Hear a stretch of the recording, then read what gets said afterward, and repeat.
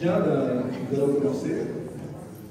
Mesdames et messieurs les élus, mesdames et messieurs les présidents, chers Élie, cher Alain, mesdames et messieurs, chers amis, c'est pour moi et pour nous tous un honneur, un grand honneur, une grande joie de t'accueillir aujourd'hui, cher Élie Korchia, en tant que président du Consistoire central israélien de France, bien sûr, mais aussi en tant qu'ami de la ville de Montpellier, et tout simplement en tant qu'ami de notre communauté. Amis de Montpellier, nous allons en reparler très vite, puisque tu étais cet après-midi avec nous pour l'inauguration des vitrophanies de la rue La Barallerie. Vous avez, certains d'entre vous le savent déjà, d'autres le remarqueront très vite. Nous avons la ville de Montpellier, parce que nous quand même, on a moins de rôle là-dedans, mais la ville de Montpellier a changé la totalité des vitraux qui étaient sur l'enceinte de l'Institut Maïmonide dans la rue La Barallerie. Et ils ont mis en place une imagerie extraordinaire, d'une sobriété beaucoup plus grande que la précédente et d'une clarté également très simple, très belle. Donc on est très fiers, mesdames et messieurs les élus, de ce qui a été réalisé. Et on remercie évidemment beaucoup notre maire Michael Delafosse, qui est partie prenante largement de ce projet. Nous n'avons pas fait que inaugurer la vitrophanie, nous avons également signé un partenariat extraordinaire pour l'accomplissement d'un parcours muséal, d'un musée. Alain dit un musée, on parle de musée, dans l'enceinte, encore une fois, de la rue La Barallerie.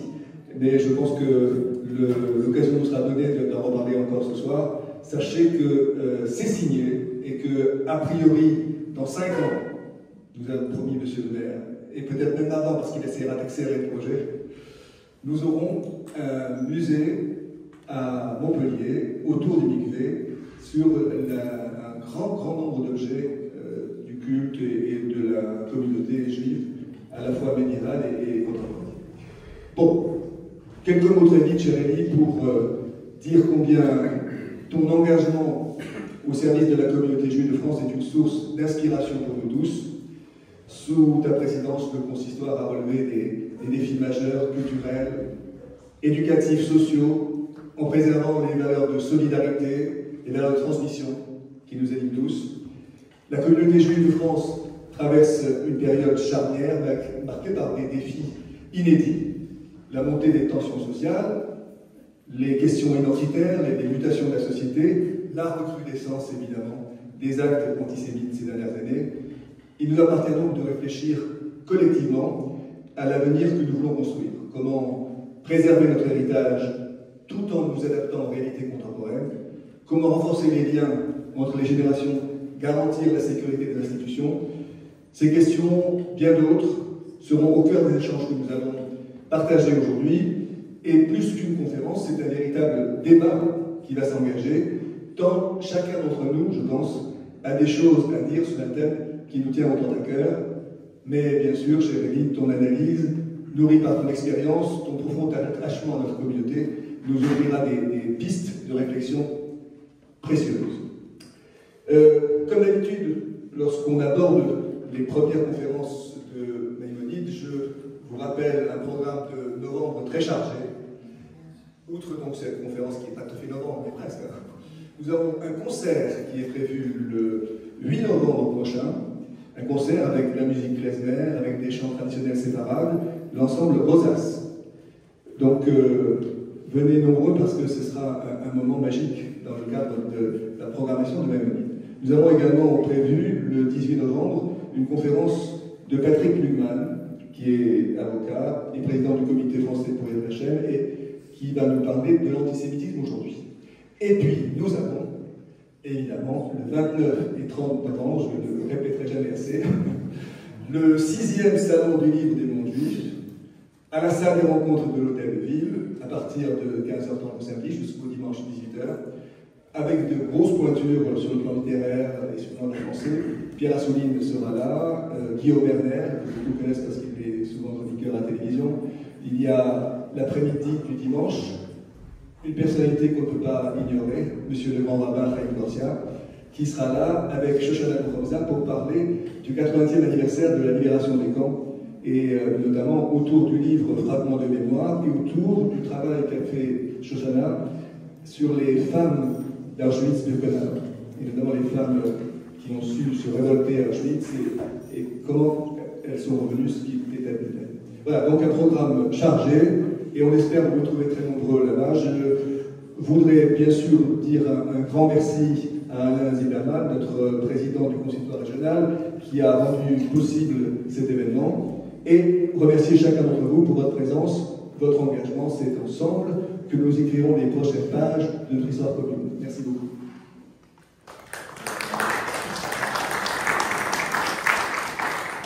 Merci, monsieur. Alors, c'est un projet. Je ne sais pas si marche le micro. Je l'ai fait, non, mais tu l'avais d'abord.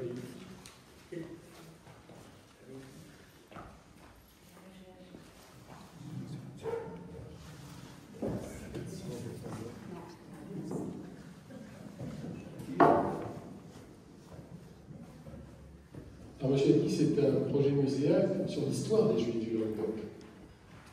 Et la pièce centrale, la pièce maîtresse, c'est évidemment le Mikvé. Ça ne vous aura pas échappé que Montpellier a cette chance quasi unique de posséder l'un des plus anciens mikvéotes européens retrouvés. Cette histoire des Juifs du Languedoc, nous la conjuguons à l'Institut Magnolite depuis 25 ans. Depuis 25 ans, nous souhaitions, avec Georges Frêche, René Samuel Sirat et Guy Zemmour, boucler la boucle et qu'il y ait un site muséal. Et ce n'est pas un hasard si c'est Michael Delafosse, Élie Korchia, Alain Zimmermann et moi qui portons ce projet en locomotive, mais pas seulement, parce que Montpellier a une histoire exceptionnelle qui est liée à la transmission du savoir. Ce n'était pas seulement il y avait des Juifs, mais ils ont véhiculé toute la philosophie d'Aristote, toute la médecine arabe médiévale. Ils ont contribué au renom de la science médicale, des traducteurs, des polyglottes.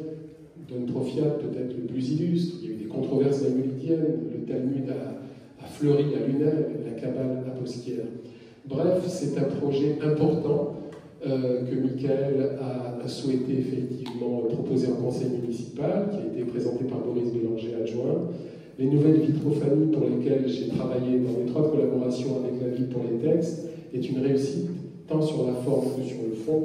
Donc je donne tout de suite la parole à Boris Bélanger et Emilia Houguet, qui sont adjoints au maire de la ville et qui ont apporté une pierre non négligeable, une contribution essentielle à l'aboutissement de ce projet muséal.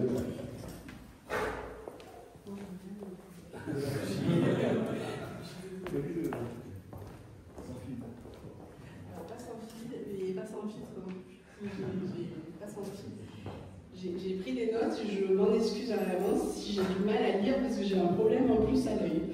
Alors, mesdames et messieurs, chers amis, c'est avec une immense fierté que la ville de Montpellier vous accueille aujourd'hui.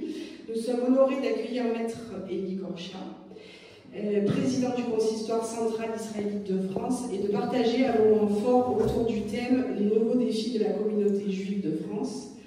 Alors, Montpellier, c'est une cité riche de son histoire, de sa diversité et de son engagement citoyen. Elle a toujours su être un lieu de rencontre, d'échange, de culture et de mémoire.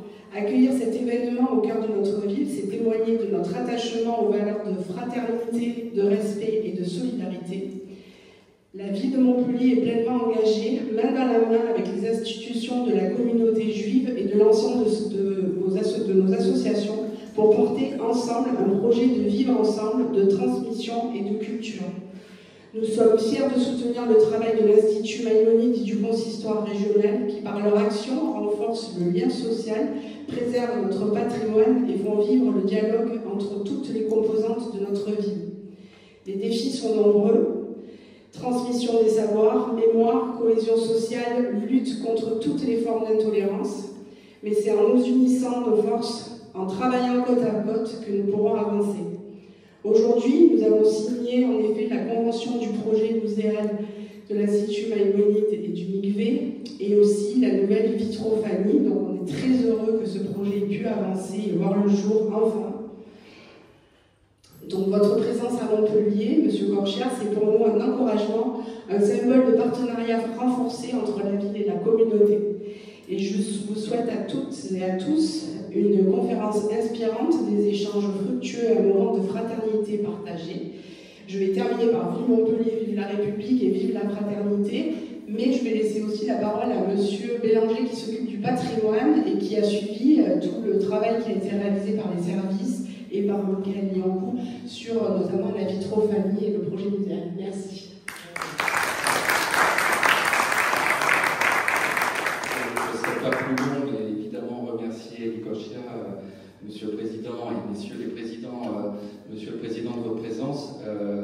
Je voulais simplement effectivement ajouter mais l'enthousiasme du maire président cet après-midi, je pense que je n'arriverai pas à l'égaler, mais c'était évidemment très important de l'entendre après la signature de la convention, puisque c'est vraiment pour nous une étape importante dans la volonté d'aboutir à un projet muséal sur ce lieu qu'accueille actuellement l'Institut, évidemment le MICV, mais qui sera demain un lieu qui aura vocation à rayonner et à faire connaître cette histoire montpelliéraine, parce que je crois que c'est insuffisamment connu. C'est pour ça qu'on travaille main dans la main, évidemment, avec Michael Liancourt, et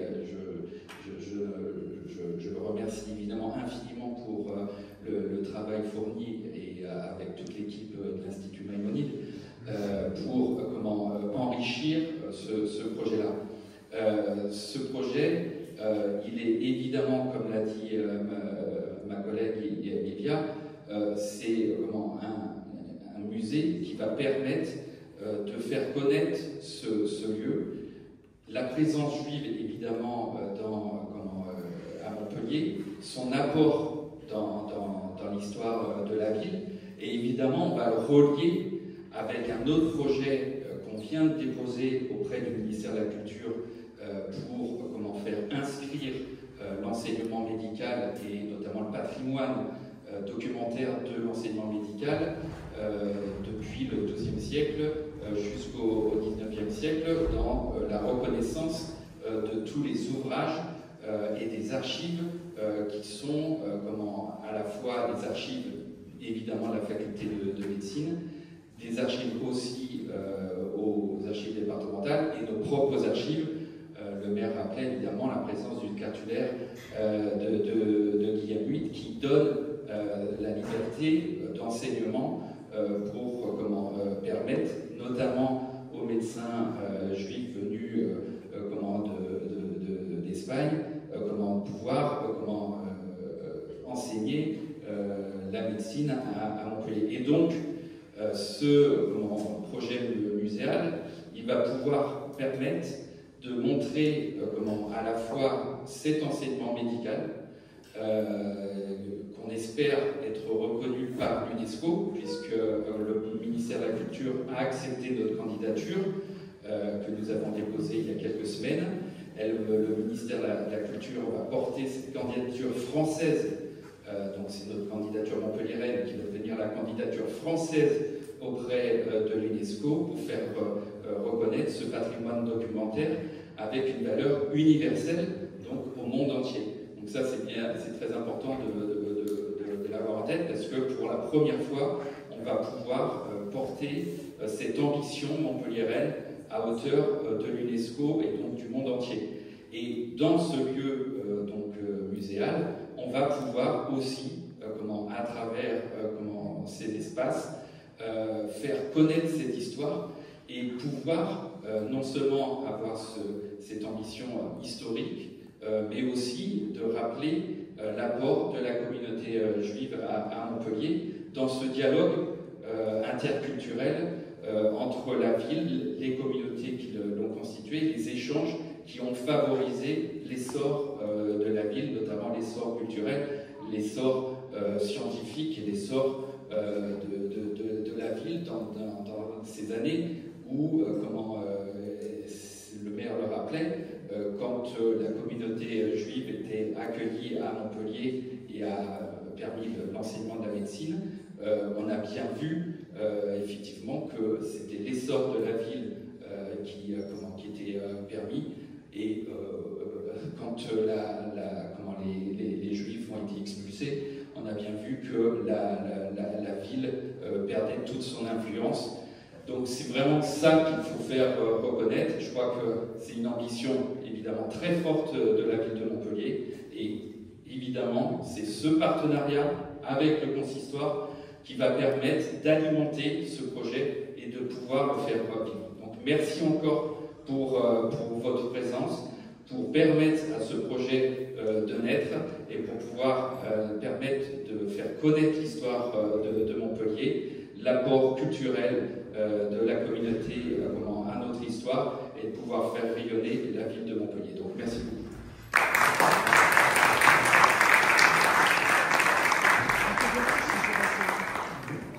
Merci cher Denis, c'est un beau projet sur une histoire exceptionnelle parce qu'au travers de la communauté juive et de son milieu quasi unique en Europe, c'est l'histoire de la cité.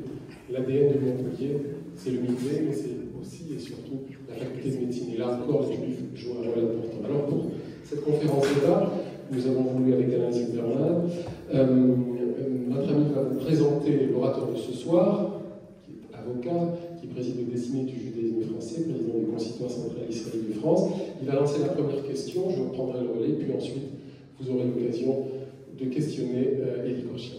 Alain.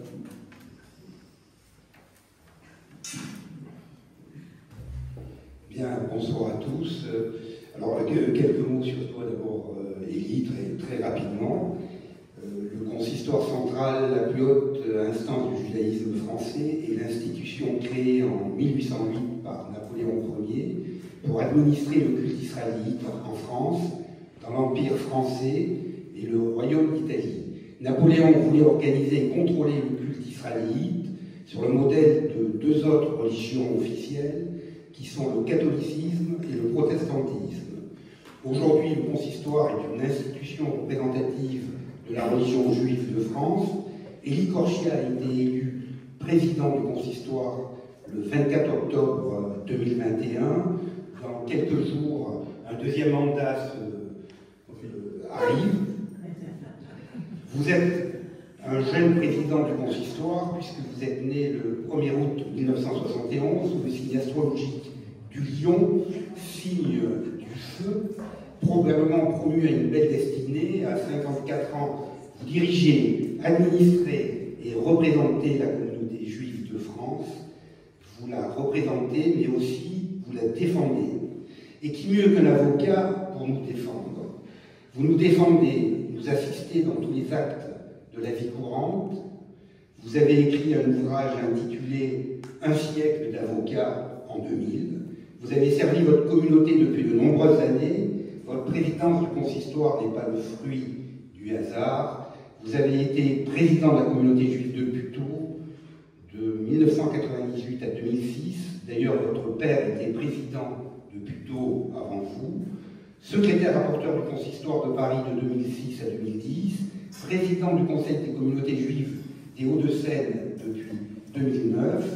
Vice-président du consistoire de Paris depuis 2010. Avocat de Samuel et Myriam Sandler lors du procès des attentats de Toulouse et de Montauban. Avocat de Zari Simoni et André Chamac lors du procès des attentats de janvier 2015. Vous avez certainement le sens de l'engagement et vous avez dit que ce sens de l'engagement consistait à relever des défis. Comment? Expliquez-nous comment les principes laïques ne contredisent pas la liberté religieuse qui permet au judaïsme de s'épanouir dans notre pays. Vous soutenez au corps de votre engagement un projet de vie et une vision communautaire. Défendre, c'est dans vos gènes, si j'ose dire. Nous sommes donc bien défendus par vous. En tant qu'avocat, il peut vous arriver de défendre l'indéfendable, c'est dire votre talent. Sommes-nous, chère Élie, devenus les indéfendables? Il semblerait que nous ne soyons plus vraiment en sécurité en France. Nous devrions bénéficier des principes fondamentaux. Nous faisons partie de la République indivisible. Nos valeurs juives ne sont pas en concurrence avec la République indivisible, laïque, démocratique et sociale. Monsieur le Président du Consistoire central, avons-nous, en tant que juifs en France, besoin d'être défendus? Alors, après cette journée exceptionnelle qui a fait le trait d'union entre le passé et le présent et l'avenir, je souhaiterais entendre ton avis, que j'avais déjà sollicité il y a déjà 3 ans. Le temps a passé et les événements dramatiques pour la plupart sont survenus, ma question sera, première question, quels sont les défis aujourd'hui de la communauté juive de France? Quels sont les combats et quels sont les projets? C'est tout un programme. Rien qu'avec cette première question, on pourrait finir à 22h. Et comme on m'a dit que le créneau c'était 20h, je vais essayer de répondre aux différentes questions assez rapidement. La première des choses que je voulais vous dire d'abord, c'était le plaisir que j'avais d'être avec vous ce soir. Parce que octobre 1985 a été une date historique pour la communauté juive de Montpellier et la ville de Montpellier, avec cette restauration, cette renaissance du mikvé de Montpellier, qui est une pierre historique angulaire dans l'histoire juive de France et dans celle de la ville de Montpellier. Et je trouve très beau que 4 décennies après, en octobre 2025, on puisse avoir signé cette convention avec la mairie, avec le maire de Montpellier, avec vous tout à l'heure, qui va donner un cap, qui est un cap d'espérance. Parce que remettre la culture, la transmission, le patrimoine, à la fois juif et de la ville de Montpellier, montpelliérain, au cœur de ces 5 ans qui viennent, je trouve que c'est un signe très fort. Et je l'ai dit tout à l'heure et je veux le redire en introduction à cette conférence. Et c'est aussi une façon de répondre, mon cher Alain, à cette question qui est posée. Tant que nous aurons des projets, tant que nous aurons une vision, tant que nous aurons des élus, comme le maire de Montpellier, tant que nous aurons des représentants de l'État, comme le préfet Loche, que nous avons rencontré il y a 1 heure de cela à la préfecture, tant que nous aurons cela, nous aurons un avenir. Et nous nous dirons que nous avons un avenir dans notre pays. Vous savez, tu parlais tout à l'heure de l'institution la plus illustre, effectivement, du judaïsme français, qui est le consistoire depuis 1808. Mais il faut savoir aujourd'hui qu'il y a une action en commun. D'abord avec les 260 communautés juives que le consistoire représente en France. C'est un cas unique en Europe.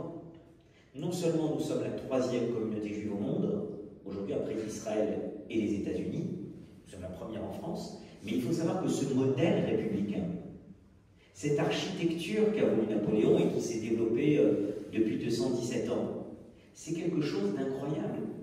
Je vais rencontrer la semaine prochaine une délégation de leaders juifs canadiens qui viennent en France pour 3 jours et que je vais rencontrer en même temps que mon ami président du CRIF, Jonathan Arfi, je salue Perla, parce que c'est toujours important pour moi de réfléchir à la communauté avec les principaux amis qui représentent les autres institutions et cette union, cette vision qu'on a chacun dans sa spécificité. Le consistoire qui représente les communautés juives, le CRIF, le Fonds social juif unifié, c'est important pour moi de maintenir cette unité.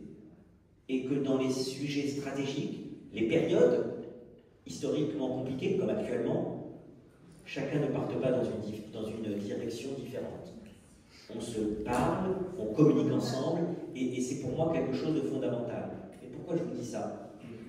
Quand je vais rencontrer les Canadiens, quand ils viennent en France, ils sont épatés de voir une communauté juive qui, de Lille à Marseille, d'Ajaccio, de Bastia, en passant par Nantes, l'Alsace et l'Outre-mer, avec la Guadeloupe, la Martinique, la Réunion, Papeete, Tahiti, on a des communautés juives consistoriales aux 4 coins de la France. Et ça, c'est quelque chose qui est unique au monde. Et c'est pour ça que je pense qu'il faut continuer à préserver cet héritage. Pourquoi je crois que la culture, la transmission, l'histoire, c'est quelque chose de fondamental? Pourquoi cette journée elle est historique? Pour Montpellier, pour la communauté juive ici, mais aussi pour le consistoire israélite de France. Parce que ça montre notre ancrage. Ce maillage territorial, cet ancrage dans le pays, plus encore que la République. Parce qu'effectivement, la République, c'est quelque chose qui a 200 ans. Mais quand on sait que les Juifs sont ici avant même que la France s'appela France, je parlais de Rachi tout à l'heure, quand on étudie et quand les historiens se penchent sur le travail de Rachi, le plus grand commentateur de la Bible et du Talmud, il faut savoir qu'aujourd'hui, de Buenos Aires, en passant par la Chine ou les États-Unis, n'importe qui veut aujourd'hui étudier la Bible, la Torah, ou le Talmud, la première des choses qu'il va faire, la porte d'entrée de la connaissance, de l'exégèse, c'est Rashi, c'est le commentaire de Rashi, on commence par là, qu'on soit aux quatre coins du monde. Or, ce commentaire, il n'a pas été écrit il y a 200 ou 300 ans, il a été écrit il y a 1000 ans. Et il ne vivait pas en Babylonie ou à Jérusalem, il vivait en France, dans l'Aube, à Troyes. Et on le surnommait le rabbin vigneron. C'est-à-dire qu'on a une histoire qui est intimement liée à la France. Je parle de la langue française, je parle de la culture française. C'est un héritage, et je crois qu'il faut être fier de notre histoire, en tant que Français, en tant que citoyen, et en tant que Juif pour ce qui nous concerne. C'est quand même quelque chose d'incroyable. Et on ne peut pas, à la faveur, malheureusement, ou à la défaveur de l'actualité, et je vais y revenir, parce qu'on n'est pas naïf, on sait tout ce qui se passe actuellement, mais je crois qu'il faut toujours avoir une vision du temps long. On est pris dans l'actualité. On a des chaînes d'information non-stop, on a des boucles WhatsApp non-stop, il se passe quelque chose à l'autre bout du monde, en 15 secondes, tout se transmet. On est dans un monde de l'instantanéité. Et je crois qu'il faut parfois se poser un peu et avoir un regard, les historiens le font bien évidemment, mais on est dans un monde où il faut parfois avoir un petit peu le regard avec un effet dégrossissant. Et là on se dit quand même qu'on a une chance de vivre en France et d'avoir cet héritage en tant que juif français.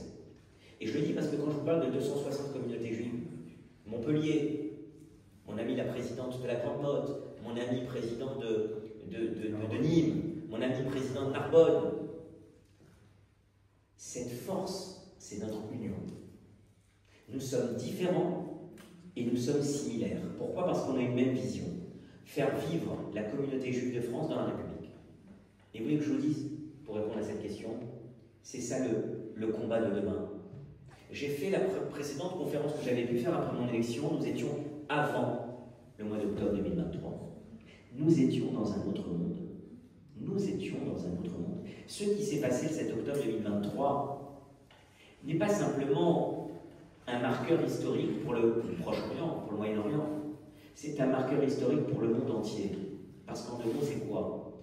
Tu as rappelé tout à l'heure combien j'ai été, dans mon action bénévole d'ailleurs, j'avais répondu positivement à la famille Sandler pour les assister pendant 7 ans et 2 procès aux assises. Et puis ensuite, les 2 jeunes femmes qui étaient les caissières, à ce moment-là, les 2 jeunes filles caissières du magasin qui s'étaient retrouvées pendant la prise d'otage devant le terroriste Hamedi Koulibaly à l'Hypercacher, qui ont vécu l'horreur de cette prise d'otage et de cet attentat. Et elle m'avait demandé d'être leur avocat, et vous le savez, j'ai plaidé pour elle aux 2 procès d'assises. La grande différence avec octobre 2023, je vais vous dire ce que c'est. C'est que en 2012, à Toulouse et Montauban, en 2015, nous avons vécu des actes terroristes.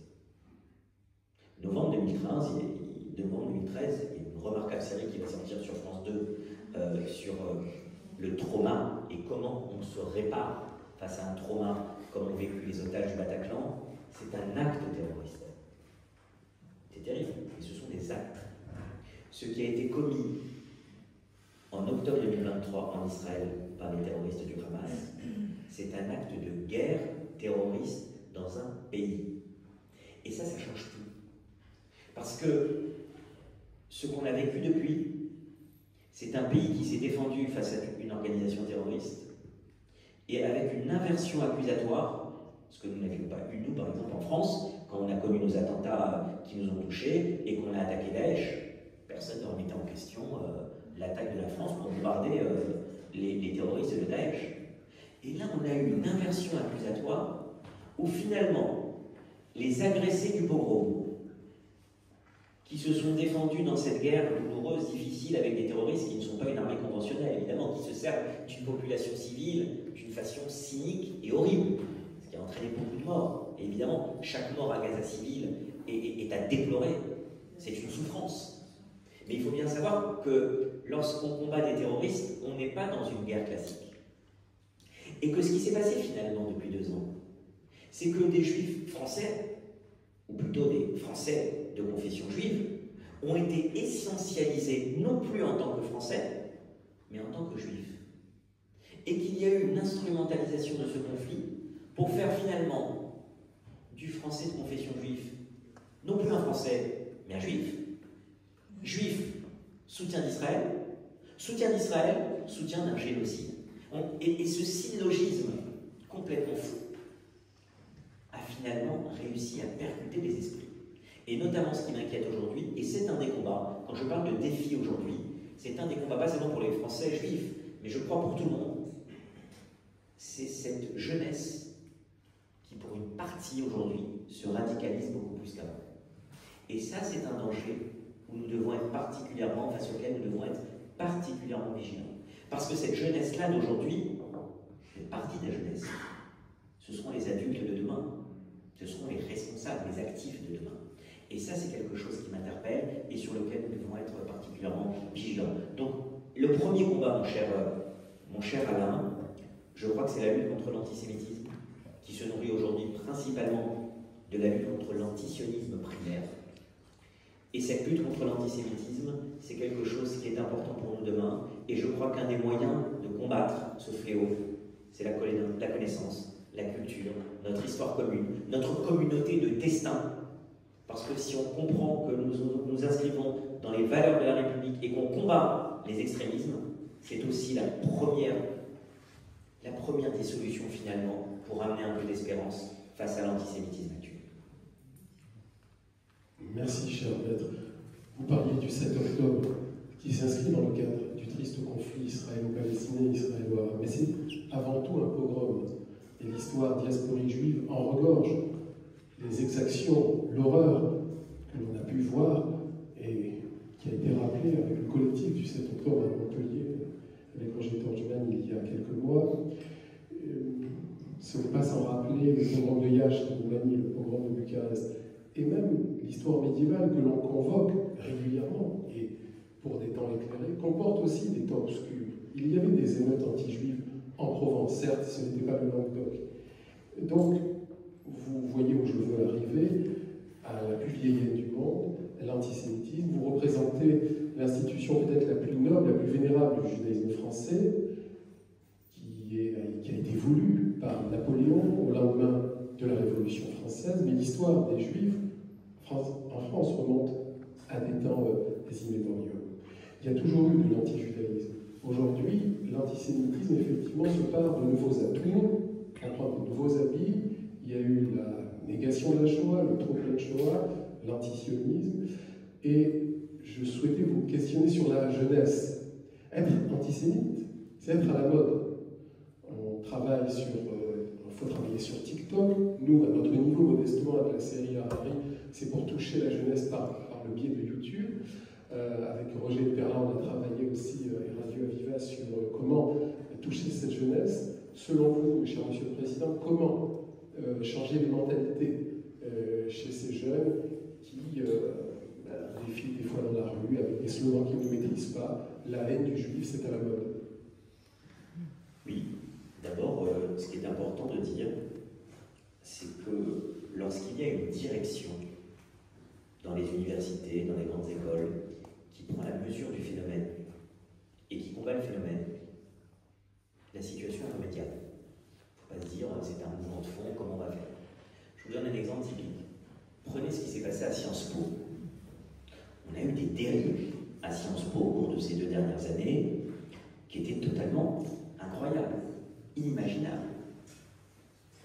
Quand vous avez une nouvelle direction qui arrive à Sciences Po et qui n'accepte pas ce qui se passe au sein de son école et qu'elle prend des mesures pour s'opposer face aux meneurs et qu'elle prend des exclusions et qu'elle prend des mesures fortes, et bien vous remarquerez que la situation se rétablit dans l'ordre normal des choses.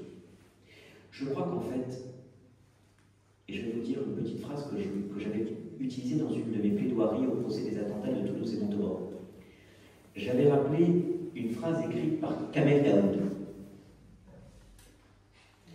qui sait de quoi il parle, et qui disait que l'islamisme radical, qui a une visée politique, de conquête idéologique et politique, l'islamisme radical se nourrit principalement de nos lâchetés, de nos renoncements, de nos reculades, de notre manque, quand je dis nous, c'est au niveau évidemment collectif, national.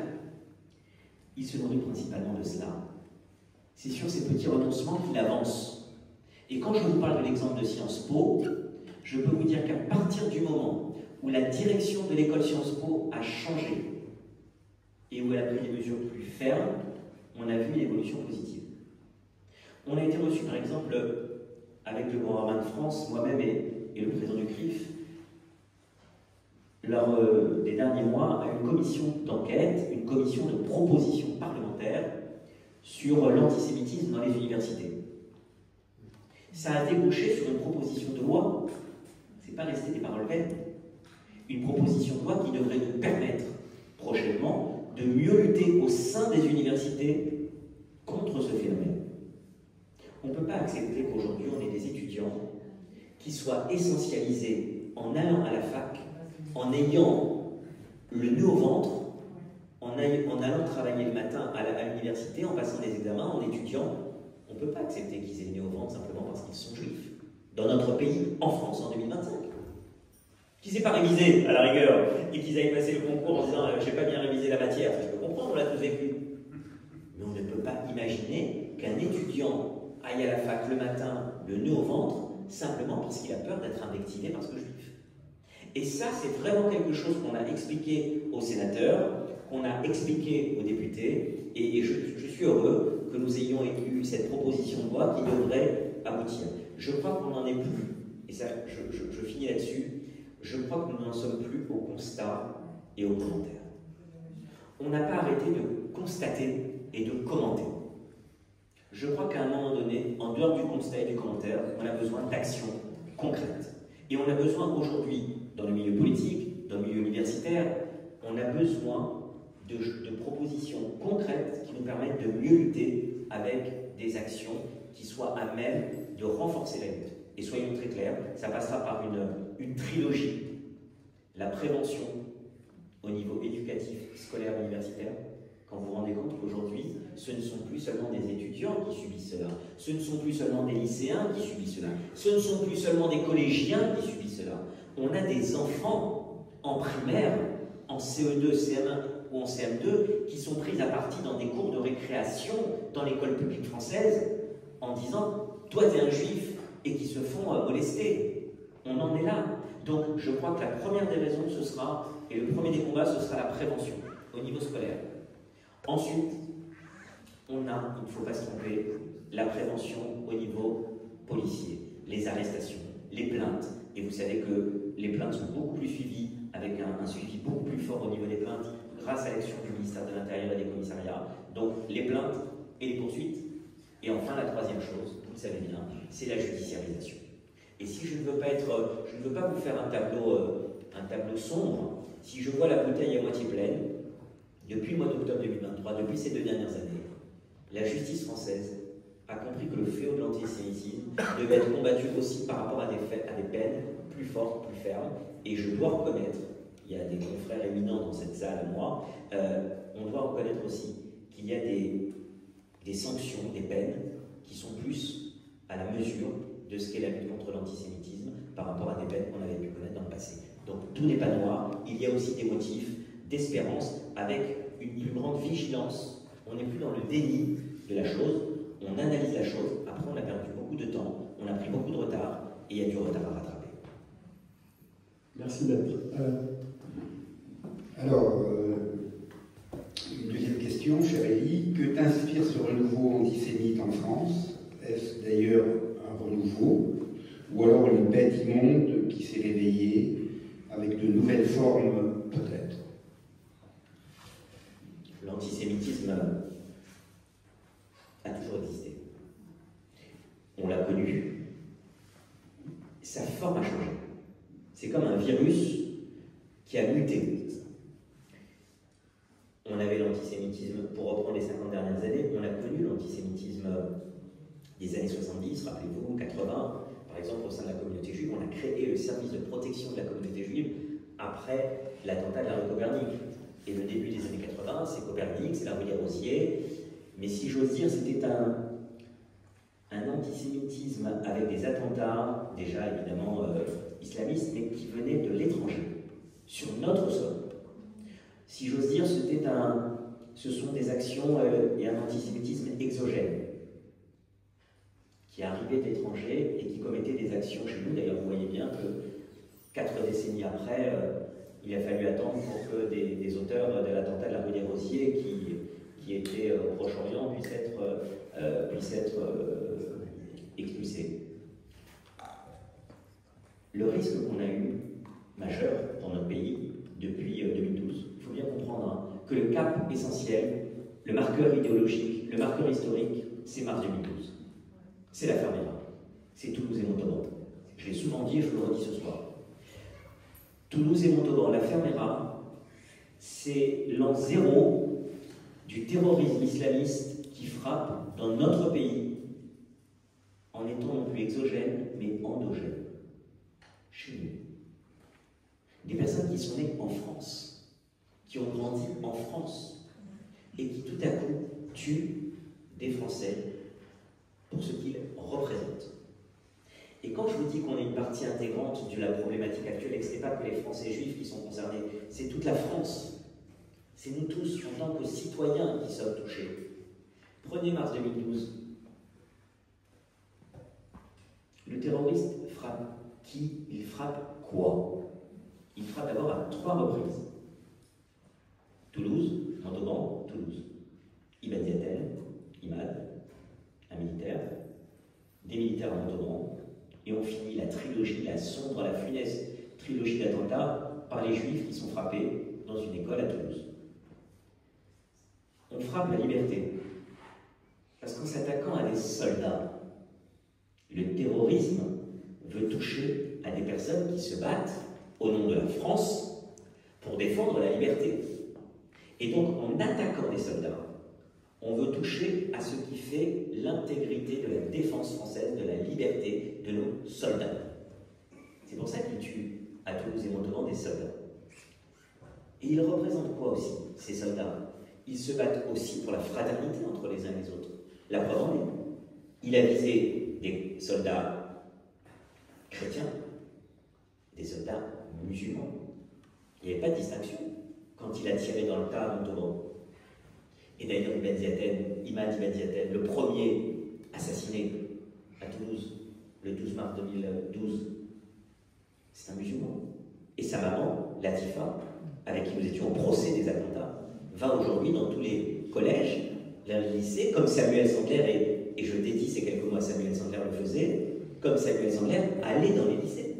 Et elle dit, je viens vous parler du radicalisme. Faites attention, vous les jeunes. Donc on voit bien que c'est un combat aussi pour la valeur de liberté que ça va représenter.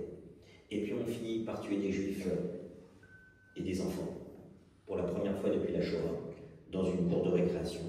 Et un papa, un enseignant, parce qu'on dit souvent, et à juste titre, on rappelle le souvenir de Samuel Paty ou de M. Bernard, mais il faut se rappeler aussi que Jonathan Sandler, c'était un enseignant, c'était un professeur dans une école, qui lui a été tué par un islamiste radicalisé, un terroriste, devant une école, ce 19 mars 2012. 3 ans plus tard, en 2015, regardez cette symétrie d'autres terroristes qui viennent commettre encore une fois une série de 3 attentats. Le premier, ce n'est plus la liberté de soldat, c'est la liberté d'expression, qui est une de nos caractéristiques fondamentales en France. Nous sommes le pays de la liberté d'expression. Nous sommes le pays de Voltaire, le pays de Beaumarchais. On est le pays des caricaturistes, des dessinateurs, des humoristes. Et on vient de tuer dans une salle de rédaction des journalistes et des dessinateurs, des caricaturistes. C'est-à-dire que le terrorisme vient cibler ce qui fait encore une fois la notion de liberté à la française, mais la liberté d'expression. Le lendemain, qui est visé? Une policière.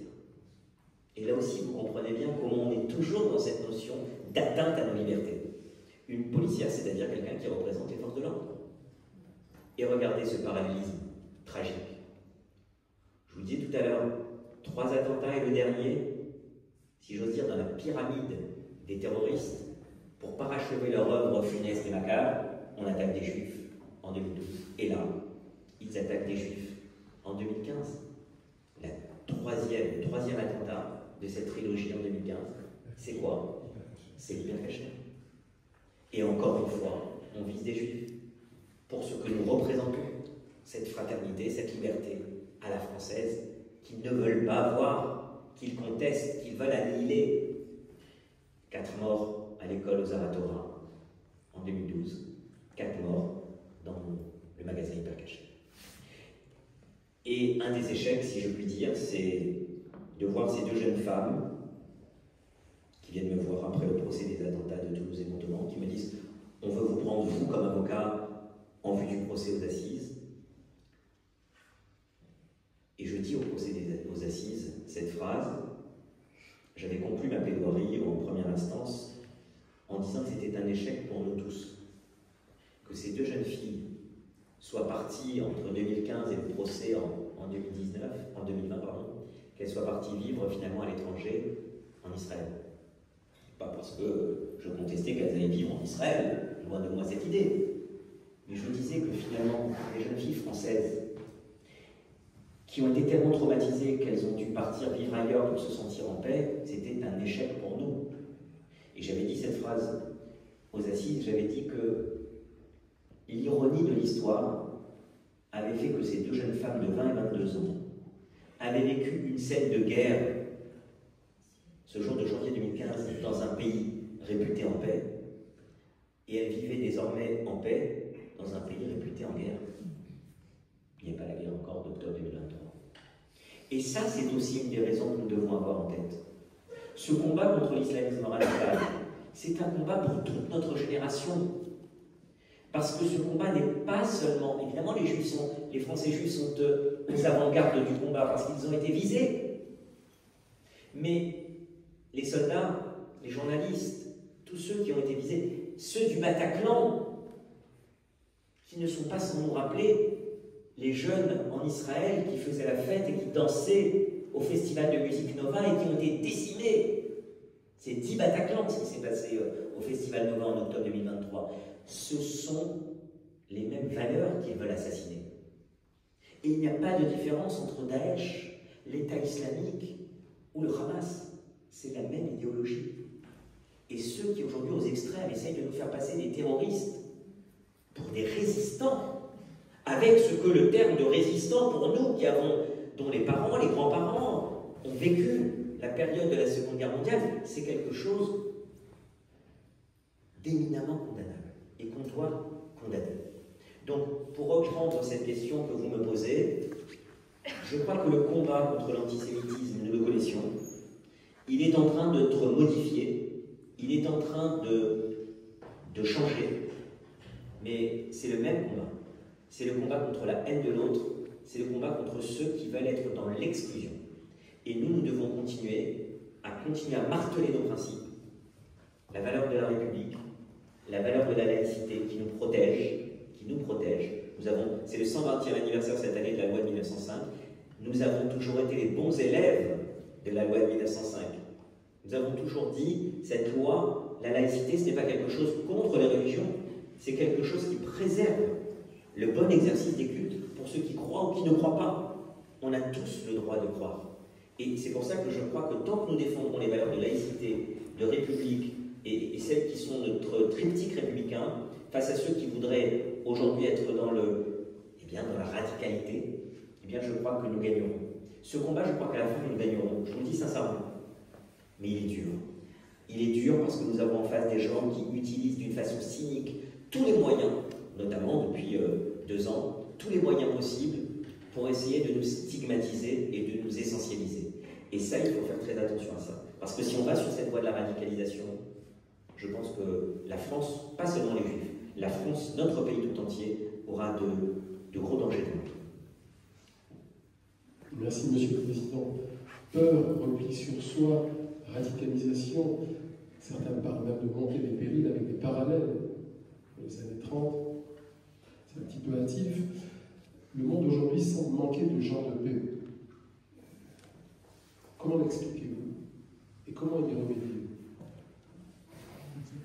Compliqué parce que rien que cette question-là mériterait une heure de réponse.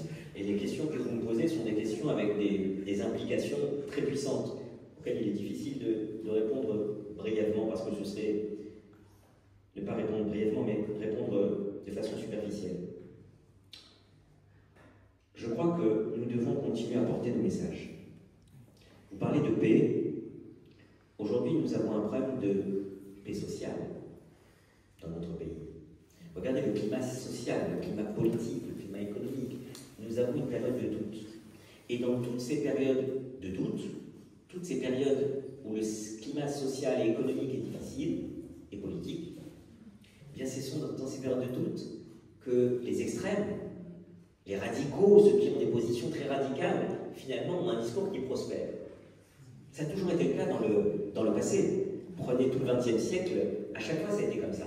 Quand vous êtes dans un pays, dans une situation avec une certaine sérénité sur le plan politique, social, économique, vous remarquerez qu'en règle générale, les extrêmes perdent de la puissance. Aujourd'hui, malheureusement, je le dis bien malheureusement, on est dans une période où il y a un affaissement d'abord de la chose politique, du pouvoir politique, de la parole et de la respectabilité dans le poids politique, on le voit bien. On n'avait jamais connu des gouvernements qui peuvent tomber en 24 heures, on n'avait jamais connu une instabilité telle qu'on la connaît actuellement, et malheureusement, eh bien, il y a des positions extrêmes qui font leur lit de cette instabilité, de cette faiblesse du politique. Donc déjà, si j'osais vous dire, avant de parler de paix, j'espère qu'on va retrouver de la sérénité. On n'en est même pas à vouloir aujourd'hui la paix. On voudrait juste de la sérénité, et on ne l'a pas depuis 2 ans. Quand on voit semaine après semaine, et pendant cet été, c'était parfois jour après jour, des actes, les uns après les autres, qui mettent à mal notre modèle républicain et pour les juifs, des actes antisémites qui n'ont fait que s'accentuer, effectivement, on s'inquiète. Dans le même temps, il faut être honnête, on parlait tout à l'heure d'attentats, les forces de police, les forces de renseignement se sont beaucoup améliorées depuis une dizaine d'années. Je vous le dis très clairement, 2012, les attentats de Toulouse et Montauban, pour ceux qui connaissent le dossier, ceux qui ont suivi cette affaire, c'est une catastrophe dans la gestion de l'État. Samuel et Myriam Sandler n'ont jamais voulu mettre en cause l'État. Les parents d'autres parties civiles, et notamment de victimes militaires, je ne sais pas si vous en rappelez, avaient attaqué l'État, voulu mettre en cause l'État. Moi, Samuel Sandler, et j'étais d'accord avec lui, me dit toujours, il y a eu des défaillances, oui, mais nos ennemis, ce sont ceux qui sont dans le box et ceux qui ont été tués et neutralisés. Et j'étais d'accord avec lui. Mais il faut savoir qu'on a eu une défaillance complète. En 2015, en 3 ans seulement, il y avait eu énormément de progrès. Regardez d'ailleurs comment ils ont réussi à neutraliser en même temps le terroriste en hypercachère et à la même minute les terroristes qui étaient retranchés à la Martin-Amboel. Quand vous pensez qu'en 2012, le terroriste dont on faisait soi-disant le siège pendant la nuit avait réussi à sortir, à téléphoner aux radios et aux télévisions et à revenir sans qu'on le voie. Vous vous rendez compte en 3 ans déjà ce qui s'était passé. Donc, ces derniers temps, il faut le dire aussi, il y a eu des projets d'attentats qui ont été déjoués. Alors évidemment, malheureusement, c'est l'Angleterre qui a été touchée à Manchester avec ce Yom Kippour ensanglanté dans cette synagogue de Manchester, mais il faut reconnaître qu'en France, les services de renseignement, de police ont fait des progrès énormes dans la lutte, la prévention contre la radicalisation. Donc j'essaie aussi de vous donner des petits motifs en tout cas de soulagement. Alors la paix, non. Je crois qu'aujourd'hui, on n'est pas dans un, et je vous réponds très franchement, on n'est pas dans un sentiment attendu de paix. Je crois qu'on est dans un sentiment attendu simplement de retrouver un peu de calme, un peu de sérénité. D'abord, on aimerait qu'on parle beaucoup moins de juifs. Et j'aimerais beaucoup qu'en allumant notre poste de radio ou de télévision, on parle moins d'actes antisémites, on parle moins de juifs qui sont ciblés, essentialisés, stigmatisés. J'aimerais bien qu'on revienne dans une période un petit peu plus saine et un petit peu plus sereine. Et puis dans un second temps, je pense qu'il sera effectivement le temps de prévoir un processus plus long. Je crois qu'après les 2 ans qu'on a vécu, la première des choses qu'on veut, c'est retrouver d'abord du calme. Et c'est ce que je souhaite non seulement aux Français juifs que nous sommes, mais à notre pays en tant que Français, tout simplement, parce que à l'international, vous savez, quand on voit ce qui se passe en France, et quand on voit l'antisémitisme galopant qu'on a, c'est aussi une tâche, je dis bien une tâche, pour la France, pour notre pays en 2025. qu'on ait cette situation ici. Maintenant, attention, je ne dis pas que c'est plus facile ailleurs, et n'oubliez pas que depuis octobre 2023, les répercussions sur l'antisémitisme ont été mondiales. Regardez ce qui se passe aux États-Unis. Regardez ce qui se passe dans les universités américaines. Chez nous, au moins, on a un système législatif qui fait que lorsqu'on porte plainte contre des propos inacceptables, la personne, elle est retrouvée, elle est condamnée, elle est arrêtée. Quand on se promène dans le métro parisien avec un t-shirt où à l'arrière, on a floqué « arracheur de kippa », la personne est rattrapée, on l'arrête, on la met en garde à vue et elle se fait condamner. Lorsque on veut scier l'arbre à la mémoire d'Ilan Halimi, on se fait attraper, interpeller, juger, et ce n'est plus de la prison avec sursis, c'est de la prison ferme. Allez aux États-Unis, regardez ce qui s'est passé à Columbia. Si vous n'avez pas lu, je ne sais pas s'il y a des amateurs de Philip Roth ou les États-Unis dans cette salle, mais il faut lire le livre extraordinaire de Mark Weissman, qui reprend 20 ans d'amitié avec Roth, Philip Roth, et il retrace finalement ces 20 ans au niveau des États-Unis. Comment les États-Unis se sont métamorphosés au cours de ces 20 dernières années. Et il raconte à un moment donné une scène incroyable. À Columbia, Free Palestine, Jews, des trucs incroyables. Des graffitis journaliers avec des croix gammées. Des gens qui osent attaquer les juifs, avoir des propos inacceptables. Et lorsqu'il y a des plaintes qui sont faites à la direction de Columbia, on vient leur rétorquer « Ah non, mais chez nous, vous savez, il y a le premier amendement, c'est la liberté d'expression, on ne peut rien faire. » Donc, quand on compare ce qui se passe avec les pays anglo-saxons où le communautarisme est parfois très fort, je ne parle même pas de l'Angleterre, on se dit que finalement en France, certes, il y a des motifs d'inquiétude, mais il y a aussi des motifs d'espérance par rapport aux moyens que l'on peut se donner, si on sait se donner tous les moyens pour contrer ces phénomènes.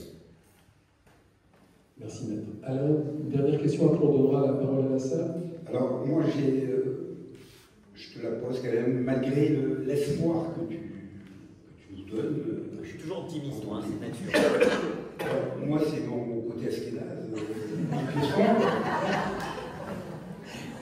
Alors, rester ou partir, quel choix?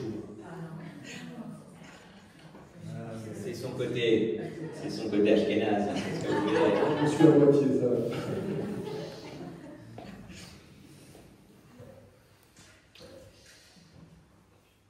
Moi, je crois en la permanence de la communauté juive.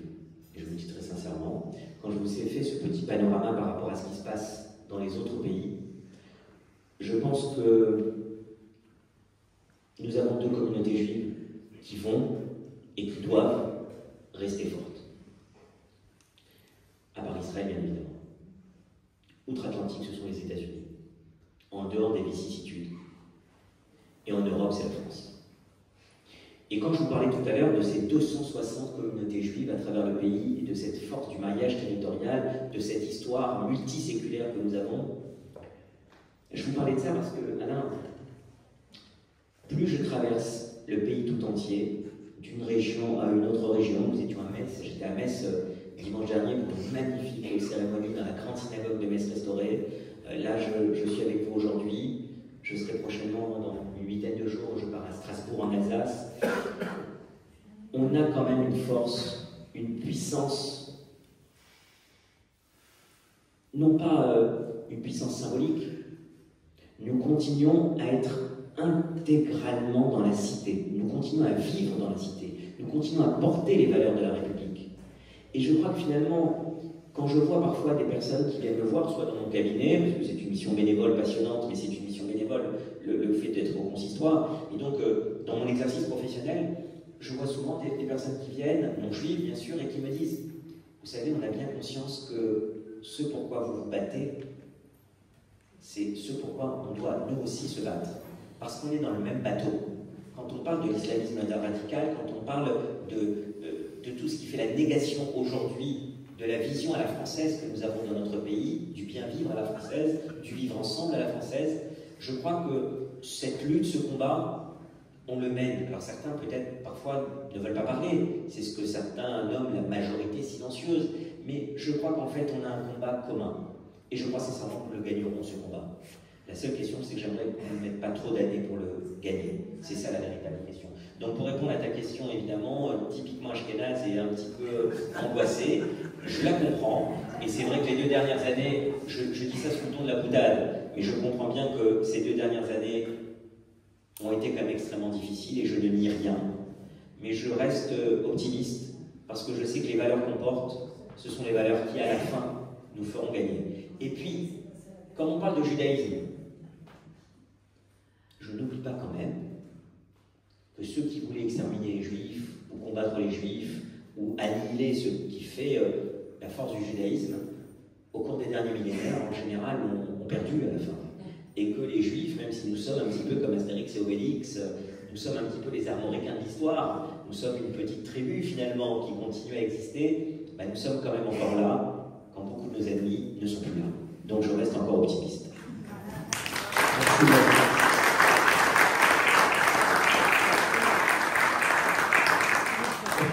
C'est regarder l'avenir avec le rétroviseur de l'histoire, et il y a de quoi faire, effectivement. En France, donc l'histoire d'amour entre Galia et Synagoga a encore de beaux jours. On abordera du reste lors du Salon du Livre des Mondes Juifs avec Charles Egui et Denis Wilven, qui vient faire un très bel ouvrage grand public sur l'histoire des Juifs de France. Et on rappellera que les Juifs sont français avant les Francs et les Burgondes, par exemple. Et qu'en Arles, ils participaient à la procession qui voulait effectivement enterrer l'évêque Saint-Hilaire. Donc la France et les Juifs, c'est une histoire d'amour. Il y a peut-être des temps obscurs, il y aura peut-être des abstractions de temps à autre, des césures, mais et puis rappelez que quand les Juifs arrivent, lors de la chute de l'Israël antique, ils tombent amoureux de la Provence, parce que ça leur rappelle la Galilée. Et on a des manuscrits passionnants dans la littérature hébraïque sur le fait de revivre un nouvel Israël en Provence. En Provence, entendez Provence-Languedoc. Alors on va questionner Maître Conchia. On va passer à la seconde question. La première était pour les timides. Qui veut questionner le président? Roger. Bonsoir, cher ami, merci de ton exposé. Tu parlais d'inversion dans un certain nombre de valeurs entre les terroristes et les victimes. Il y a une autre inversion à laquelle il me semble qu'on assiste, c'est une inversion des soutiens politiques de la communauté juive.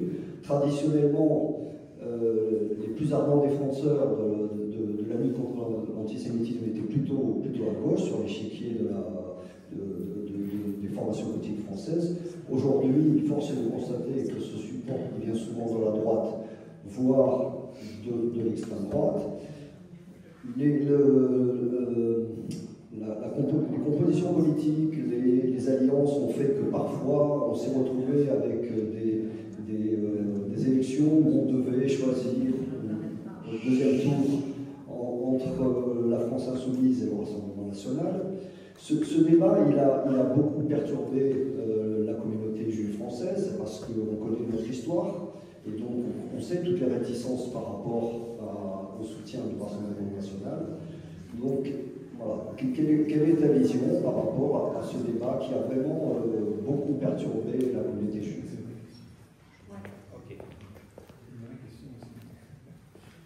Merci de me poser des questions effectivement d'actualité, effectivement qui nécessiteraient parfois un développement assez long, et je vais essayer de répondre assez rapidement. C'est toujours compliqué de résumer sa pensée sur des sujets comme cela, parce qu'il y a beaucoup d'incidence dans la question que tu poses.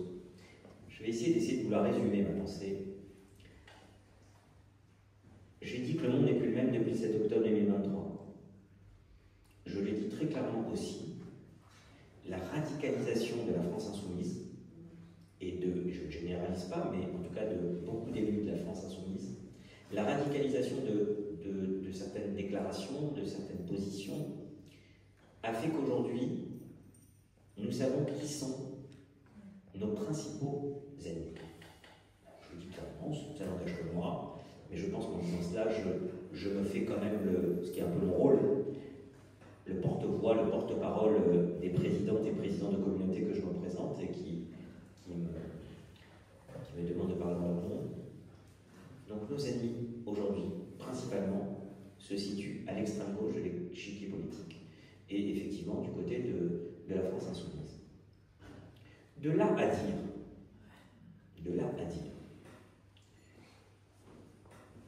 que ceux du Rassemblement national, qui sont les prolongements du Front national, comme le rappelait, quand ils célèbrent l'anniversaire de leur parti, ils célèbrent l'anniversaire de la création du Front national par Jean-Marie Le Pen et beaucoup de ses proches.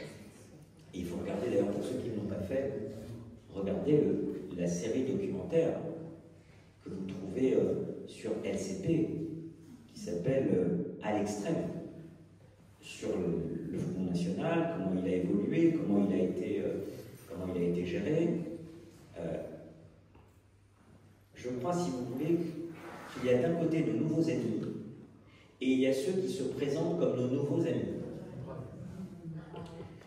Et moi, je suis un peu comme Serge Tarcel. Il est certain que, je parlais tout à l'heure du temps long, il est certain que je préfère voir aujourd'hui un parti politique puissant, important, qui nous dit on revient sur l'antisémitisme, on revient sur ce qui était quand même un peu une partie de l'ADN du parti. Je préfère entendre ça plutôt que l'époque où leur leader parlait de points de détail pour les chambres à gaz, points de détail, du raffour crématoire, et en parlant de Patrick Buell et d'autres, ils auraient dû faire encore une fournée. Donc c'est sûr que je préfère cette évolution. Maintenant, je crois qu'il y a une nouvelle garde.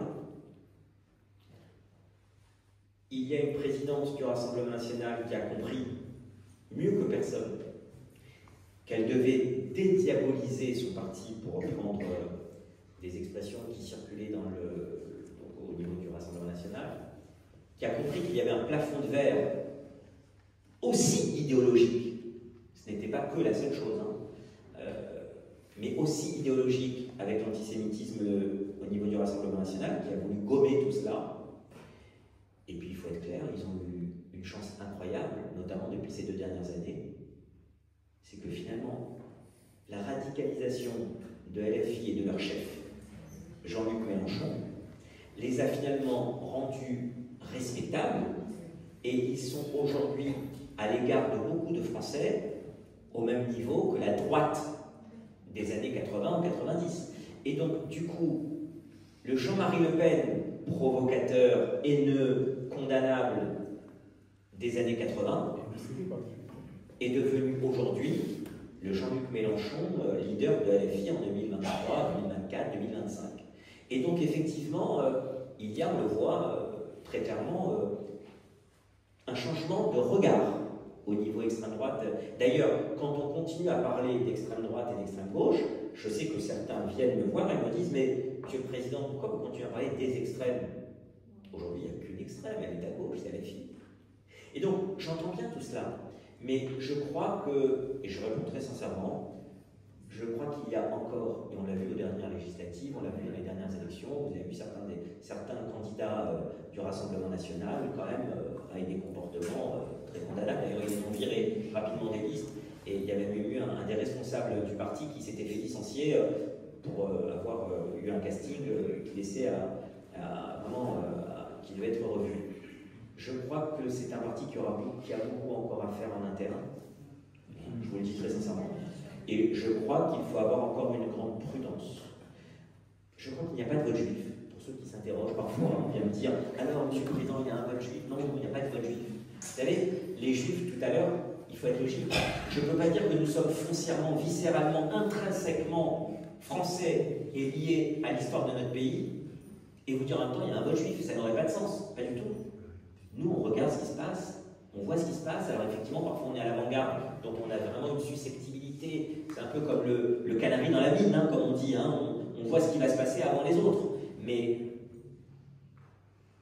on n'est pas différent des Français dans leur grande majorité qui s'interrogent actuellement. Mais je crois qu'avant de voir ceux qui se disent nos nouveaux amis, d'abord il faut voir ceux qui, depuis des années et des années, sont nos amis. D'abord, il faut, je crois, avoir une fidélité par rapport à ceux qui se battent depuis des années à nos côtés pour défendre les valeurs de la République et les valeurs que nous portons en tant que Français juifs. Parce que si tous ces amis qui depuis 10 ans, 20 ans, 30 ans, 40 ans sont là, si on manquait de reconnaissance, si on tournait la tête et maintenant on va suivre certaines sirènes, il faut aussi faire attention. Et puis, il y a un dernier point que je voulais vous dire. On me dit souvent, malheur si on se retrouve d'un côté LFI et le Rassemblement National. Mais je tiens quand même à vous dire qu'au niveau macro, au niveau du pays, sur les dernières élections, il n'y a eu que 10% des cas où on s'est retrouvé dans cette situation-là. Non mais, je me permets de le rappeler, c'est quand même important. C'est un tableau un peu moins noir que ce qu'on pourrait se dire aussi. C'est-à-dire que dans les derniers scrutins, dans 90% des cas, nous avions le choix, mais nous n'étions pas obligés de choisir entre LFI et le Rassemblement National. Et je crois qu'il faut avoir cela aussi quand on analyse la situation. Il faut savoir raison garder, il faut savoir attendre. Alors évidemment, moi, je suis enclin toujours à remercier ceux qui ont des paroles fortes et positives par rapport à ceux qui ont eu des paroles déshonorantes depuis 2 ans, ça c'est clair, mais je crois qu'il faut avoir un petit peu d'analyse, un petit peu le sens de la pondération, et savoir que dans de telles matières, tu l'as dit tout à l'heure, on a une histoire, on n'a pas la mémoire courte, et on sait ce qui s'est passé depuis ces 70-80 dernières années.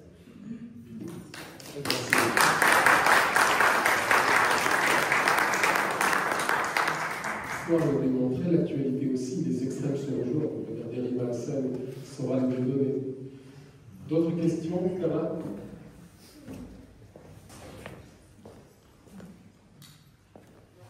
Une question sur les réseaux sociaux, parce que la haine des Juifs circule à travers des influenceurs chez les gamins de plus en plus jeunes.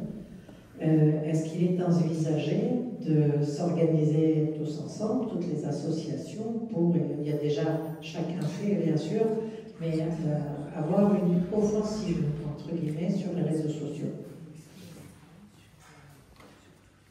Alors, je vais répondre assez rapidement. On a une grande faiblesse sur les réseaux sociaux, ce sont les opérateurs. Et avant que nous, on s'organise, déjà, il faudrait que l'État soit suffisamment fort pour imposer des réglementations qui permettent de mieux lutter contre la haine sur les réseaux sociaux. Et ça, on en a parlé assez souvent avec les différents ministères concernés. On a une vraie difficulté, c'est qu'au niveau de l'État, au niveau même des ministères, ils ont beaucoup de mal à pouvoir faire réguler, régenter un ordre sur les réseaux sociaux où effectivement on est dans la situation de la liberté complète des propos, dont des propos qui sont inacceptables. Et ça, je crois que c'est un des grands chantiers. On parlait de défis. Je crois que dans les défis, mais pas seulement au niveau communauté juive, au niveau national, je crois que l'un des grands défis va être de réguler, en tout cas de s'opposer, comme on pourra peut-être sur cette haine qui est diffusée sur les réseaux sociaux. C'est complètement fou. Il suffit parfois que je fasse une émission de télévision ou des déclarations, il faut voir ce qui circule après au niveau des réseaux sociaux. Donc, ce n'est pas tant nous, effectivement, je pense qu'il y a le micro et le macro. Au niveau micro, je pense qu'il faut savoir réagir sur les réseaux sociaux. Il faut parfois exprimer sa position, il faut répondre, parce que des fois on dit bon, à quoi ça sert. Mais ceux qui sont contre les valeurs que nous défendons, ils n'hésitent pas, eux, à inonder les réseaux sociaux. Donc je crois qu'il faut déjà parfois savoir communiquer sur les réseaux sociaux, mais je crois que la véritable problématique et le vrai challenge pour l'État, c'est de savoir mieux agir au niveau international et de pouvoir s'opposer à cette prolifération de la haine sur les réseaux sociaux. C'est un motif d'inquiétude. Dernière question? Oui, Maître? Nous avons une question. Oui, bonsoir. Une question plutôt séfarade cette fois-ci. Pour répondre, tu as compris bien, on va faire simple. On a un excellent maire qui nous suit, qu'on aime, il n'y a pas de difficulté avec lui. Après, les histoires de vélo, de voitures, de parking, ça c'est des problèmes annexes. Le problème essentiel, c'est celui-là, de vivre en bonne entente avec notre maire. C'est notre cas. On a la chance d'avoir eu des maires très bien et on a un maire très bien actuellement. Le problème du maire de Montpellier, c'est son parti, bien évidemment. Donc nous, on sera toujours derrière notre maire parce qu'on l'a vu à l'œuvre. C'est pas qu'on va voir, qu'on espère que, etc. Donc le problème, c'est son parti. Et le problème de ces rapprochements qui sont extrêmes avec le parti haï des gens normaux de la France, c'est-à-dire la FI, et comment on doit réagir vis-à-vis de ça. Première petite question. Deuxième petite question, est-ce que lorsque on rencontre des gens cortiqués de qui ne sont pas juifs pour 95%, parce que nous connaissons 95% de gens qui ne sont pas juifs à Montpellier, avec qui nous avons d'excellentes relations, avec qui nous faisons la fête, etc. Dès qu'on aborde le problème du conflit israélo-palestinien, les 2 années que nous venons de passer, on voit très rapidement que ces gens qui sont cortiqués, qui savent très bien ce que c'est un terroriste, etc., ne le comprennent pas dans ce cas de figure pour Israël. Et on est vraiment très gêné parce que moi je vois comment je me dispute avec mes propres amis. Hein. J'ai essayé de faire un topo historique depuis Vercingétorix, même avant 5700 jusqu'à aujourd'hui, depuis 47, 48, et je délivre cette historique sur papier, par mail, etc., à mes copains, mes amis, hein, qui disent il faut chier, il y en a marre, etc., il faut arrêter les pauvres, les machins, etc. Et c'est vrai que le paradigme a changé complètement et on est montré du doigt alors qu'on devrait être soutenu. Voilà ce que je pense. Michael, peut-être que s'il y a une autre question, comme ça je répondrai dans la foulée. S'il y a encore une ou deux questions dans la salle qui va les poser, allez-y, en plus je répondrai à tout pour clôturer. Oui, bonjour. Il y a alors une question de vous avez parlé là, de l'affaire de l'arbre qui a été scié en disant que c'est plutôt une bonne nouvelle. Mais quand on regarde le jugement, c'est plutôt une mauvaise nouvelle. Parce qu'il semblerait qu'ils ont été condamnés pour avoir scié un arbre, donc c'est des questions écologiques, et que le côté antisémitique n'a pas du tout été pris en compte. Je vais répondre. Il y a d'autres questions? C'est Farad ou Ashkenaz, hein, ça peut même être ni l'un ni l'autre. Hein. S'il y a des catholiques dans la salle, je vous en prie, ou des gens qui ne sont pas juifs, allez-y. Hein. Il y en a.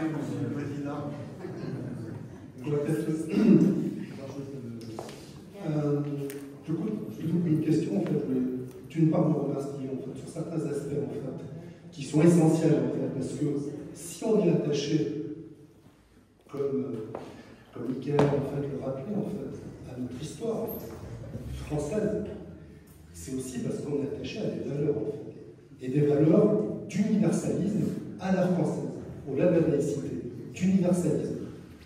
Chaque individu, en fait, a une relation intime, en fait, bien entendu, avec ce qui le relie à sa religion, à son Dieu. Et c'est important, en fait, parce que, puisqu'on milite, en fait, pour pas essentialiser tous les gens et toute une communauté, bien sûr qu'il n'y a pas de vote juif, en fait, et de la même manière, en fait, je suis assez surpris que dans une ville où se sont succédés des maires socialistes, en fait, on puisse s'interroger, en fait, sur le fait que la gauche se résumerait à LFI. La gauche ne se résume pas à LFI. Il y a heureusement, en fait, des gens, et vous les citiez, en fait, de manière indirecte, en fait, qui défendent la communauté juive, en fait, mais en fait, au travers de la défense de valeurs et aussi, en fait, de principes, je dirais, qui sont intangibles, en fait. Et on ne peut pas mélanger ces gens-là, en fait, okay, qu'ils soient du Parti Socialiste ou des LR, en fait, avec, même aujourd'hui, l'extrême droite historique, en fait, qui est toujours ce qu'elle représente. Donc ça me paraissait important, en fait, et le fait que vous ayez pris une forme de position d'équilibre, en fait, et de ne pas, justement, enlever le singulier, le pluriel, pardon, à extrême, me paraît encore important en octobre 2025, en fait, en France. Et le dernier point, en fait, juste pour conclure, en fait, pour mettre en perspective par rapport à certains éléments, en fait, évoqués, bien sûr que le conflit israélien nous a tous mis par terre, je dirais, en fait. Il y a avant et après le 7 octobre. Pour autant, encore une fois, au nom de l'universalisme, en fait, et du fait, en fait, qu'on peut avoir des positions nuancées, je dirais, et d'équilibre, et tu parlais, Michael, malheureusement, le déficit du discours de paix, on ne peut pas en fait essentialiser en fait, le fait d'être juif et de soutenir en fait complètement, ce qui n'est pas le cas en fait, même au niveau d'Israël, en fait, la société israélienne, ce que fait le gouvernement israélien. Donc voilà, en fait, ces éléments de valeur d'universalisme en fait, et qui nous relient à la France, en fait, me paraissent importants. D'accord. Il y a une dernière question avant que je réponde. C'est bon? Allez, on y va. Bon, sur les valeurs, on est d'accord, je vais commencer par ce que vous dites à la fin. Si j'ai insisté beaucoup sur les valeurs tout à l'heure, c'est parce que quand je parle d'un combat des valeurs, quand je parlais tout à l'heure de Latifa Ibn Ziaten, combien avons-nous d'amis musulmans qui pensent exactement comme nous, qui ne veulent pas non plus eux-mêmes être essentialisés par rapport à des gens qui sont dans le radicalisme, dans l'islamisme politique radical. On a plein d'amis qui sont musulmans et qui partagent les mêmes valeurs que nous. Je parlais de Latifa tout à l'heure. Vous savez, au procès, j'avais fait un parallèle entre Imad Ibn Ziaten qui meurt debout. Il a le terroriste, je ne sais pas si vous vous rappelez de cette scène. Le terroriste arrive, lui il est en civil, il vient pour vendre sa moto, il tombe dans un guet-apens du terroriste. C'est pas du tout Toulouse et Montauban où ils se font tuer en tant que militaire à Montauban, à côté de la caserne. Imad, il est piégé. Le terroriste le piège, lui fait un guet-apens en disant qu'il va acheter sa moto. Donc il vient un dimanche, il est en tenue civile, il vient pour vendre sa bécane. Et il se retrouve face à un pseudo-acheteur qui vient vêtu de noir, avec un casque noir, un ange noir, et qui se met face à lui, et je ne sais pas si vous vous rappelez de cette scène. Il lui dit « agenouille-toi ». Et Imad Ibn Ziaten, il faut se rappeler cette scène très forte que j'ai rappelée moi au procès, que sa maman avait rappelée. Il dit « je ne m'agenouille pas ». Et quand il se fait tuer debout. Mettez ça en perspective une semaine plus tard, le 19 mars 2012, quand le même terroriste arrive à 8 h du matin devant l'école aux Aratorins et qu'il se retrouve face à Jonathan. Jonathan reste debout et il protège lui d'une main gauche son fils Ariel, d'une main droite son fils Ariel, et Gabriel, pardon. Et il va se faire tuer en même temps que ses enfants en restant debout face aux terroristes. Pourquoi je vous dis ça? Quand je parle de valeurs, ces valeurs, qu'on soit musulman, qu'on soit juif, qu'on soit chrétien, qu'on soit bouddhiste, qu'on soit athée, on doit avoir ces mêmes valeurs. Et c'est ça le combat aujourd'hui. Le combat aujourd'hui, c'est pas de se dire on est catégorisé, on est essentialisé comme ci ou comme ça. Je suis français, que je sois de confession XY, que je sois athée, que je sois agnostique. Est-ce que les valeurs qui sont les miennes dans le pays où je vis, ce sont des valeurs d'inclusion, des valeurs où je veux vivre avec l'autre, et non pas dans un pays où les gens vont vivre les uns face ou contre les autres. Et je crois que c'est ça le nœud gordien de l'affaire qui nous occupe dans les années qui viennent. Quelle est la France que nous voulons? Et dans ce cadre-là, je fais le lien avec ce qui a été posé comme question. Alors, je n'oublie pas ce que vous avez dit tout à l'heure. Oui, c'est vrai, on a été très mécontents que le caractère antisémite ne soit pas reconnu dans le verdict sur l'affaire de l'Arboncier et Bourrier-Lamini. La bonne chose quand même, c'est mon côté optimiste, la bonne chose quand même, c'est qu'immédiatement, le parquet, le procureur, donc le représentant de l'État, a fait appel. Et j'ai bon espoir qu'en appel, ce soit réparé. Mais j'avais voulu voir simplement le côté de la bouteille à moitié pleine et dire quand même qu'il y a quelques années, quelqu'un qui aurait scié l'arbre en mémoire d'Ilan Halimi se serait pris une amende, ou en tout cas une toute petite peine symbolique. Aujourd'hui, la personne se retrouve avec une peine de prison ferme. Ça, c'était pour répondre à votre question. Enfin, quand je parle des valeurs et de tout ce que je vous dis sur le combat, les nouveaux défis, ce sont ces défis-là. Et c'est pour ça que je vous dis qu'il y a eu un avant et après le 7 octobre. Évidemment qu'il y a des choses qu'on ne peut pas accepter aujourd'hui. Nos répertoires téléphoniques ont changé depuis le 7 octobre 2023. Mon propre répertoire a changé. Il y a des gens que je pensais pour des amis et qui en fait m'ont tellement déçu que j'ai effacé leur numéro de téléphone. Et puis à côté de cela, il y a des gens qui se sont révélés, ou en tout cas qui ont confirmé qu'ils étaient, pour reprendre l'expression de quelqu'un tout à l'heure, cortiqués, qu'ils avaient une colonne vertébrale, que c'est des gens sur qui je sais qu'on peut compter demain. Et ça finalement, dans chaque mauvaise chose, il y a une petite bonne chose. Quelque part, ça a été un révélateur, ce qu'on a vécu depuis 2 ans, sur ceux sur qui on peut compter, et qui pourront donc compter sur nous, le moment venu, et ceux sur qui, manifestement, on ne peut plus compter. La deuxième chose inquiétante, c'est pour parler d'essentialisation. Vous savez, j'étais avec une jeune femme il y a une dizaine de jours. J'ai beaucoup accompagné tous les collectifs. Vous m'avez sûrement vu ou écouté à la radio dans mon émission du vendredi sur Radio J. J'ai beaucoup accompagné les collectifs, les bénévoles. Alors, on n'a pas vu beaucoup de vingtenaires, hein, mais je comprends les jeunes de 20 ans aujourd'hui, les pauvres, qui sont dans une période très compliquée. On a vu pas mal de trentenaires et de quadrans qui sont venus, qui se sont mobilisés pour les otages. On n'en a pas beaucoup parlé ce soir, mais ça aussi, ça a été quelque chose d'incroyable. Une ligne de démarcation. Parce que les otages, c'était une idée de notre liberté, de notre humanité face au Hamas. Ben, ces trentenaires et ces quadras, il y a eu un livre qui est sorti il y a une 8aine de jours qui s'appelle Tikkun Olam, c'est la réparation du monde, avec une photographe, Léa Marciano, une jeune femme, il n'y a même pas 30 ans, et qui pendant 2 ans a été faire des photos de tous les collectifs, les manifestations, les rassemblements, les collages pour les visages des otages, en Israël, en France, dans les kibboutz meurtris.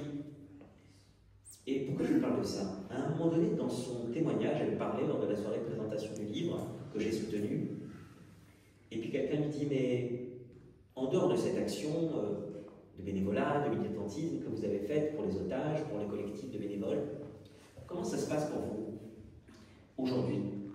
Cette jeune femme, elle est photographe de mode, principalement, et pour des grandes marques.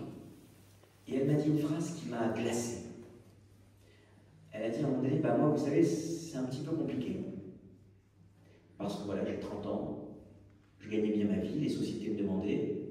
Mais je dois vous avouer que depuis le 7 octobre 2023, et depuis que je me suis engagé pour les otages, pour tout ça, j'ai perdu 70% de ma clientèle.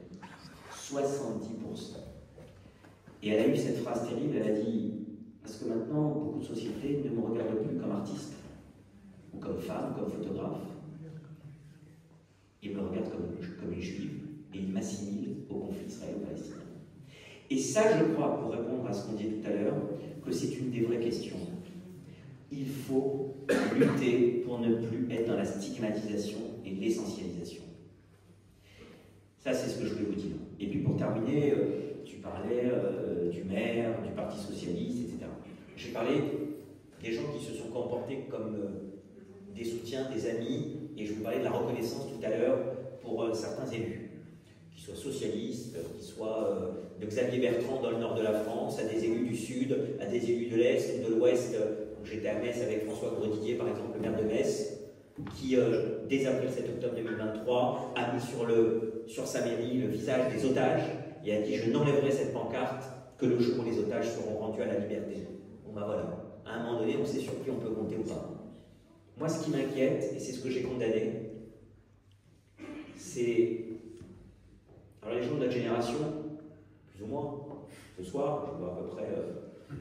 on a quand même vécu l'époque où il y avait quand même un côté bipartite. Il y avait la droite républicaine, il y avait la gauche républicaine. Et grosso modo, l'alternance se faisait pendant des décennies entre une alternance de la gauche républicaine ou de la droite républicaine. Et ça, aujourd'hui, on n'est plus dans ce modèle-là. Alors, je ne dis pas que c'est le meilleur ou moins bon, mais je dis qu'on n'est plus dans ce modèle-là.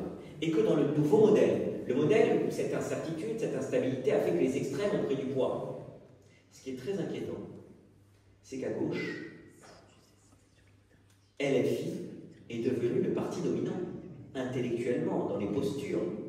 Et ce qui m'inquiète, c'est qu'au Parti Socialiste, encore une fois, sans généraliser, vous savez, je déteste les généralisations, mais il faut quand même lui donner des lignes de force. Quand je vois que le premier secrétaire du Parti Socialiste, Olivier Faure, déclare, avant le 22 septembre, alors que les otages n'ont pas été rendus par les terroristes, alors que le Hamas est toujours au pouvoir, et que le principal danger des Palestiniens aujourd'hui, c'est le Hamas, comme le Hezbollah était le principal danger des Libanais.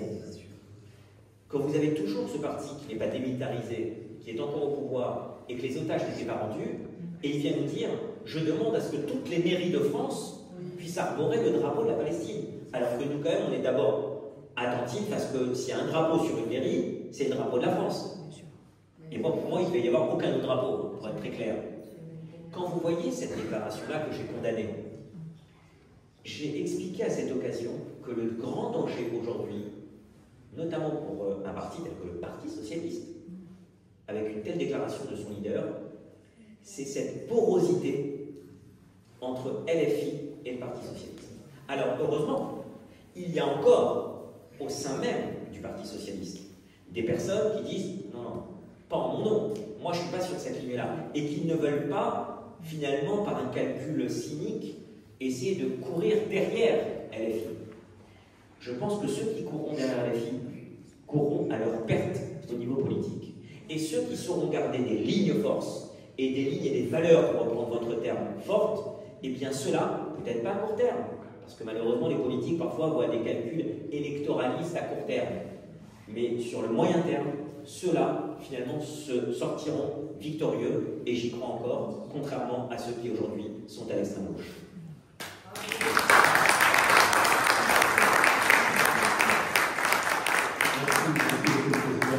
Dans la continuité de cette soirée, Patrick Pigman, qui est une autre brillante figure du judaïsme français, évoquera l'antisémitisme aujourd'hui. Nous le recevrons le 18 novembre prochain. Charles Eddy rappelle qu'il était président du comité français Payen de Chèvre, il était président du Mouvement des étudiants de France, et tout comme vous, c'est un brillant avocat.